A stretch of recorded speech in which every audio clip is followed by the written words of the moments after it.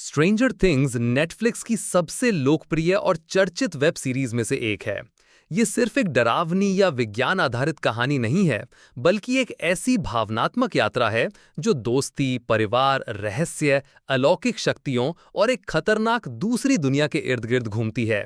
इस सीरीज की खासियत है कि ये दर्शकों को 1980 के दशक के अमेरिका में ले जाती है और साथ ही उन्हें रोमांच, डर और भावनाओं से भर देती है। कहानी शुरू होती है एक छोटे शहर हॉकिंस से, जो बाहर से देखने पर बहुत शांत और साधारण लगता है, लेकिन शहर के अंदर कुछ गहरे राज छिपे हुए हैं, जिनका खुलासा एक दिन तब होता है जब एक 12 वर्षीय लड़का विल बायर्स रहस्यमयी तरीके से गायब हो जाता है। विल के गुम हो जाने से उसकी मां जॉयस बायर्स, उसका भाई जॉनथन और उसके 3 सबसे अच्छे दोस्त माइक, डस्टिन और लूकस बहुत परेशान हो जाते हैं। विल को ढूंढते हुए इन बच्चों की मुलाकात होती है एक रहस्यमयी लड़की से, जो जंगल में अकेली घूम रही होती है। उसके सिर पर बाल नहीं होते और वो ज्यादा बोलती भी नहीं है। उसका नाम है 11 या सिर्फ एल।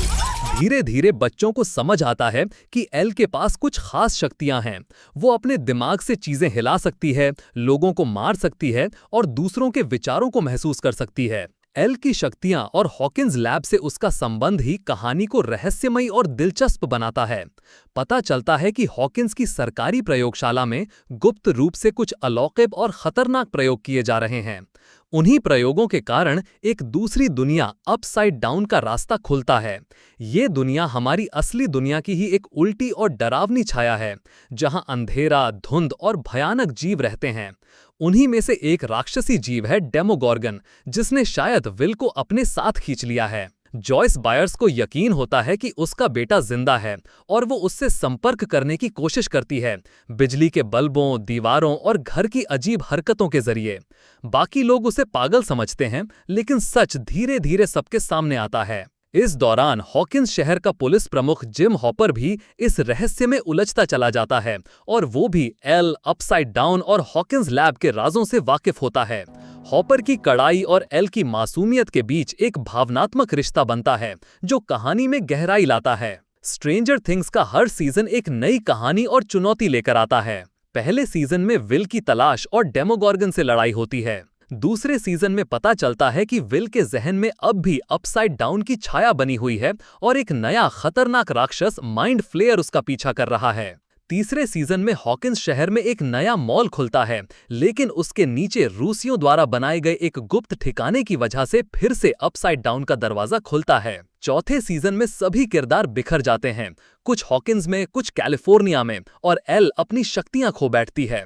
तभी एक नया खतरनाक विलेन वेक्ना सामने आता है, जो लोगों की कमजोर यादों और डर के जरिए उन्हें मारता है। हर सीजन में खतरे बढ़ते जाते हैं, लेकिन बच्चों की दोस्ती, एल की ताकत, हॉपर और जॉयस की बहादुरी और पूरे ग्रुप की एकता उन्हें मुश्किलों से लड़ने की हिम्मत देती है। इस शो की सबसे बड़ी ताकत इसका भावनात्मक पहलू है। बच्चों की दोस्ती बिल्कुल सच्ची लगती है। वो एक दूसरे से लड़ते भी हैं, रूठते भी हैं, लेकिन एक दूसरे के लिए जान भी दे सकते हैं।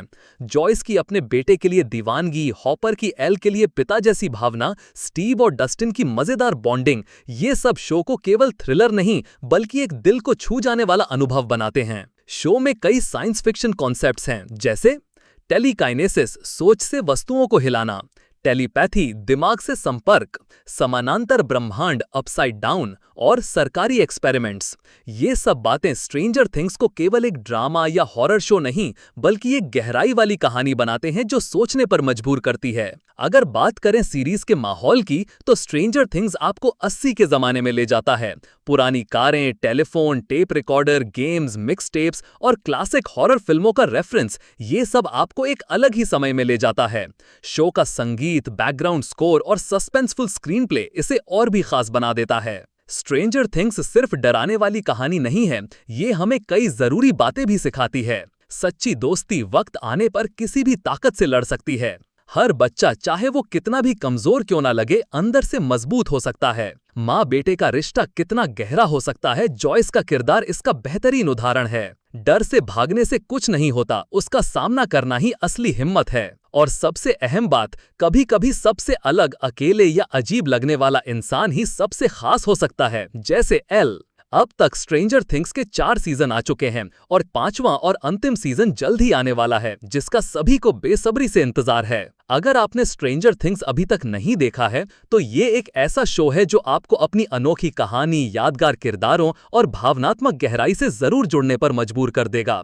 ये शो आपको डराएगा, हंसाएगा, रुलाएगा और सोचने पर मजबूर करेगा, और यही इसकी असली ताकत है।